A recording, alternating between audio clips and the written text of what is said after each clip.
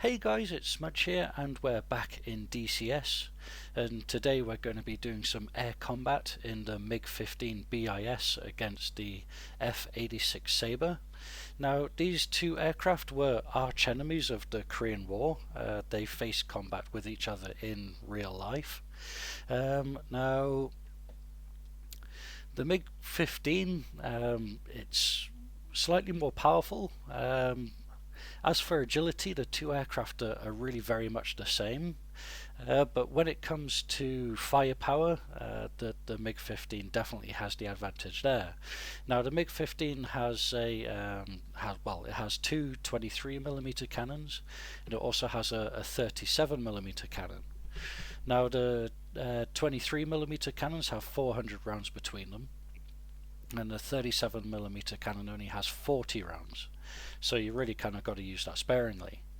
Now the F-86 has six 50 caliber machine guns, which don't have the stopping power that the MiG-15 does, but it has a radar guided gun sight. So when you do pull a trigger in the F-86, you're pretty much assured that you are going to hit the target. Whereas in the MiG-15 here, you've just got a standard gyroscopic gun sight, so it's all pretty much down to dead reckoning. Now, in this video, I had actually kind of recorded this and I'd been chatting all the way through. However, I'm recording this little part in post here because I forgot to turn on my microphone like a moron. Oh dear, when it goes wrong it really does go horribly wrong, and I was quite happy with the video as well when I was recording it, and I was thinking, yeah, that's going to be really good and really fun to watch. And then I'm here editing it now, and I'm looking at the volume or audio spikes, and it's like, well, there's no volume, what's going on there? And then I look back and I was like, oh god, I didn't turn on my microphone because I'm a dick. So yeah, we're about to get underway here. Now the F-86 is pretty much right in front of us. We're separated by a mile. The F-86 is an AI. He's set to high. Now the levels that you have is average, which is the lowest, I believe, high, which is the medium one, then excellent. Now I'm very much a bomber pilot. When it comes to air-to-air combat, I'm definitely not the greatest.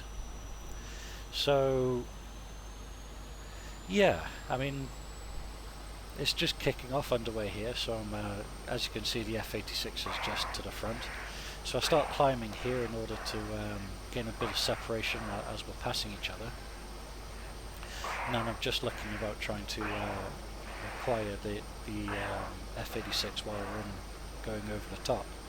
Now the F-86 has a really dirty exhaust, and as you can see there, you see this massive kind of black sludge coming out the back, which really does kind of help with visually acquiring the aircraft, whereas the MiG-15 seems to be much cleaner. So what I'm doing at the moment is just trying to kind of gain position, turning around, you know, kind of trying to keep an eye on them. But throughout this I was having problems with my track IR when I was getting to the gimbal limits. It keeps spazzing out with me, and I couldn't track smoothly. I've recently got myself a new monitor because my last monitor died, and having the tracker in a slightly different position, it's not tracking as it was before, so I'm going to have to go in there and see if I can rebalance my curves. Now in the bottom right hand corner there I have edited in it's like an external view, so you can kind of see what's going on around the aircraft, and I've kind of tried to keep it locked on the F-86. You can see what position the F-86 is in comparison to my aircraft. So currently, unbeknownst to me, he's behind me, and I'd lost visual as I went over the top there because the canopy frame in the F-86 is a bit horrible. In the MiG-15, the F-86 has a much better kind of view all round. You know, it's got a very thin just taking some shots at him but missing wildly there. So yeah, the F-86 has an open bubble canopy that's really easy to see out of, and the frame on the front is really quite thin and unobtrusive as well, so you can really kind of track the enemy you know, wherever he goes. But in this MiG-15 you've got the massive bar running right down the center line of the canopy, and the frame in front is really thick, so you know, through certain turns and things like that, it's really easy to lose sight of the thing that you're looking for. So just making some pretty close passes here, but just again trying to get position. And again, I think I'll lose sight of him again here, and I look behind him and I'm like, well, where's he gone? And then yeah, nothing again. So again, when I lose sight of him, what I do is just generally try turning away and climbing at full power. Because you find that the MiG-15 has bucket loads of power. It loses speed really slowly in a climb. You know, if you're at full power, it doesn't bleed airspeed. And then when you're in a dive, it gains airspeed really quickly, and you're struggling with overspeed. Now, the speed envelope in the MiG-15, if you drop below 500 to 450, the controls become really sloppy, and the aircraft becomes slightly unresponsive as you're kind of edging on a stall. But alternatively, when you start getting up towards 800, the controls become incredibly heavy, and it's really hard to turn the aircraft. And it starts turning more like an aircraft carrier than an aircraft, you know. So it's finding that balance, using the throttle and using the air brakes, so that you're kind of under 800 but above 450 when you're diving and climbing. So again, I'm looking about here for the Sabre, and again just looking for that trail of sludge, but I'm kind of a bit blind at the moment. I can't see him anywhere. And as you can see, as I've edited in there, he's kind of behind me and below me. But you know, I'm looking about, I'm turning around, but I can't see him. And then within a moment or two, I find we'll see his black sludge out to sea, and I'm like, ah, there he is. And then we'll kind of lock onto him and then start turning in for the engagement. So I know that you probably can't see it on YouTube because the compression's bloody awful, but he is around the center of the screen at the moment, and you're about to see him get very, very much bigger in the cockpit as we're turning in towards him.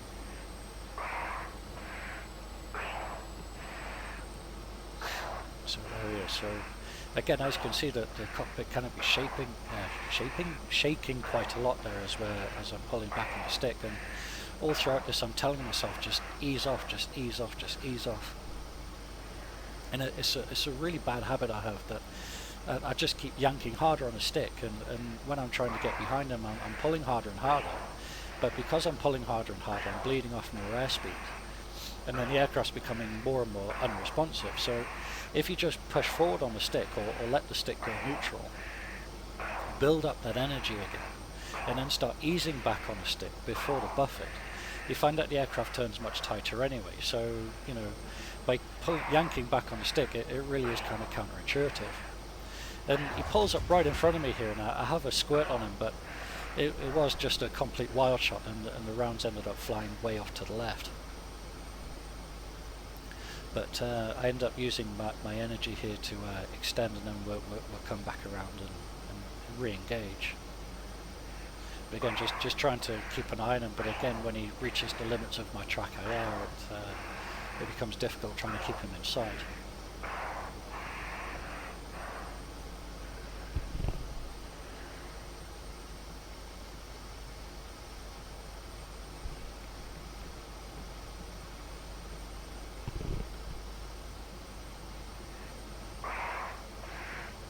Again, just turning here. I think we actually, yeah, as you can see, I'm looking back going, what the fuck did he go? Gone blind again, so we're just looking about here, but as you can see in the bottom right hand corner, he is actually behind me. And when in doubt, always look behind you, because if you lose sight of the enemy, the last place that you want him to be is behind you. So, you know, if you keep an eye on back there, that's where he's going to emerge sooner or later. So I think I reacquire him now, and then I start turning back into it. Oh no, I'm still looking back. Actually, I'm kind of like, So as you can see, he is almost kind of directly below me now. So I'm just kind of looking about, thinking, well, where has he gone? And then again, just trying to maintain height, looking about, just looking for that telltale trail of sludge. And there he is, managed to reacquire him now. So we turn back in and re-engage. And it's the worst thing when you go blind, or, well, go blind means that you lose sight of the enemy. And then you're frantically trying to reacquire him before he reacquires you, because whoever spots the other person first is going to be a winner, you know. And if you're completely blind and he gets position on you without you being aware of it, then you run the real risk of getting shot from, you know, God only knows where. So again, I go up over the top here, and then he comes back up as well, and then we end up in a bit of a vertical fight. But the MiG-15 really is at home more in a vertical fight than a horizontal. You know, again, because it is so good at keeping energy going uphill, and then she gains energy so quickly coming downhill, that you can kind of consistently keep doing loops, where the Sabre loses energy faster going uphill and doesn't gain it so fast coming downhill. So in a vertical fight, you immediately start gaining the advantage. But again, he turns it back on the horizontal here, and I think I'm actually kind of really quite fast at this point. I'm approaching 800, and I'm pulling back on the stick, but she is turning like a bus. You know, she's not turning around that quickly. So I decide to go up over the top again, gain a bit of altitude, bleed off the airspeed that I've got in excess, and then try and gain position again. But I think as I go up over the top there, I lose visual yet again, which isn't the best, but I think I very quickly kind of reacquire him from his telltale sludge trail.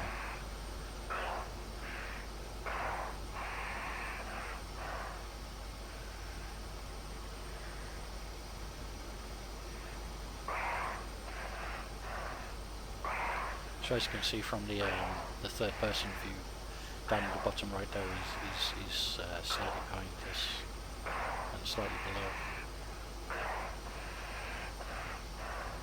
And again, just in real time keeping an eye behind me there, and then sure enough, there he is, there's the sludge trail.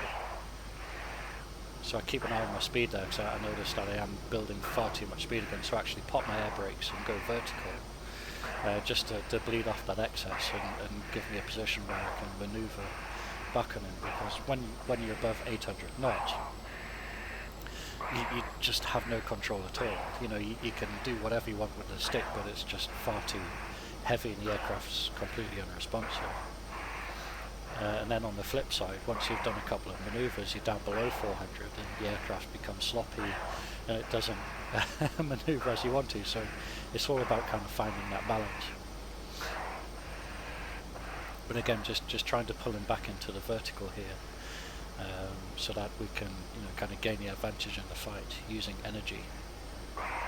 And by energy, that means speed. You know, the more speed that you have, well, to a point in the MiG-15, then the better that you're going to be able to manoeuvre and also gain the advantage over the enemy. So at the moment here, I'm just being very gentle on the stick, just trying to keep my energy up. I'm trying not to yank back on the stick, and as you can see there, I'm starting to do it a little bit as I'm starting to get excited. You know, we're starting to gain the 6, so, you know, when the bad habits start taking over and I start pulling back on the stick harder, which causes the airframe to vibrate, and, you know, you're buffeting on the stall, which again starts slowing down the aircraft. So we're manoeuvring in here and starting to get some position, so take a shot there, but I think that we end up shooting just slightly behind him. And then he starts scissoring left and right, so I try following him through a couple of turns, but it doesn't go so well.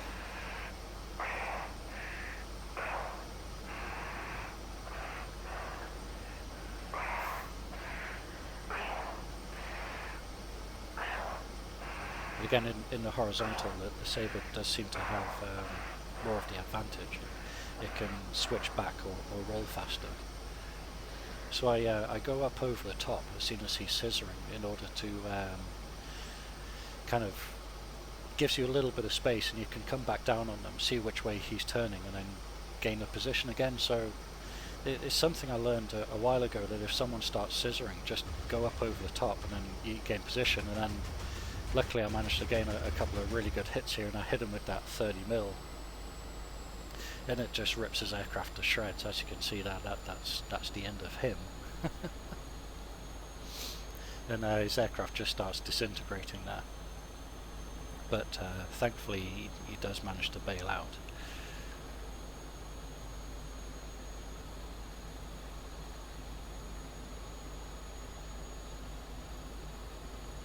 And as you can see, there's his parachute, so we fly by and throw him a salute for a good fair fight.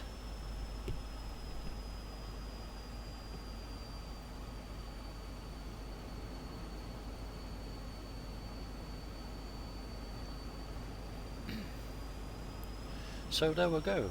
That's the MiG-15 versus the F-86. Now the MiG-15, it is an absolutely beautiful aircraft to fly. You know, it's really is forgiving, and it has really good thresholds. You know, you can gain airspeed really quickly in a dive. It doesn't bleed airspeed too quickly in a climb. She does roll quite well. She turns quite well.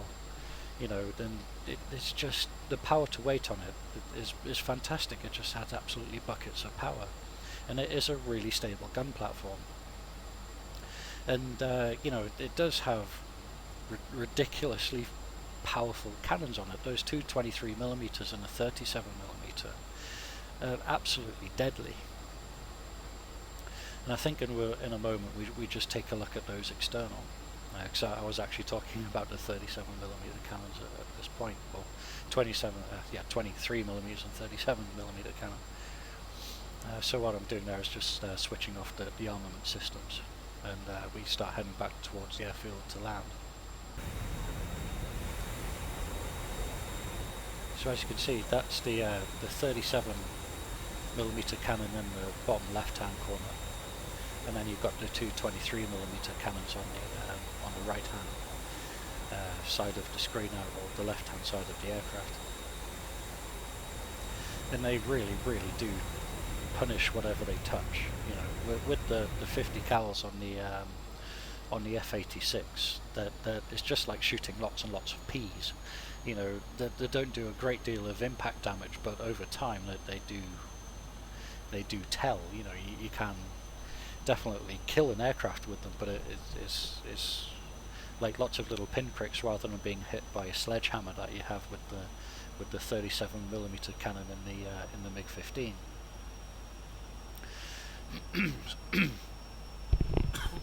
So we're just heading into land here, popping the air brakes and starting to slow the aircraft down, ready to land. And what I'm thinking of doing is that I might revisit air-to-air combat again, but from the F-86. I did some air-to-air combats when the F-86 first came out against the MiG-15, but the MiG-15 was still very much a work in progress at the time, and its flight model wasn't advanced as what it is now.